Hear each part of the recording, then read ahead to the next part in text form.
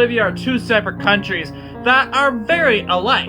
They would soon create a union, Peru-Bolivia, in 1836, but before that, the two weren't very friendly. The war broke out in 1828, and its objective was to force the departure of the troops of the Republic of Colombia from Bolivia, the resignation of Antonio de Sucre, and the prevention of the opening of a southern front in the event of a war with Colombia. The war ultimately began with a mutiny in Chasquajasca. This led to 5 months of war as the Peruvians advanced led by Agustin Gamarra. They ultimately defeated Bolivia in September, but this would start the Grand Colombia-Peru War. Now, a few years later, in 1841, by this time, the Peru-Bolivia Confederation was destroyed, and it would be Agustin Gamarra, who is now the new president of Peru, that wanted to bring back the Confederation.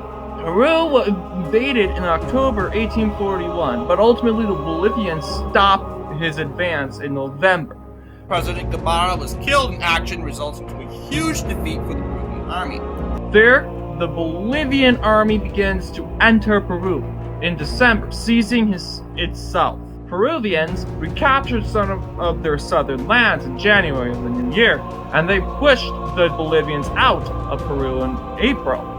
The Treaty of Puno was signed in June 1842, stating a status quo was put in place. The two began to rebuild relations, but talk of rebuilding the Confederation was never talked about. Ultimately, the two would stand as allies together in the Chincha Islands War and the War of the Pacific.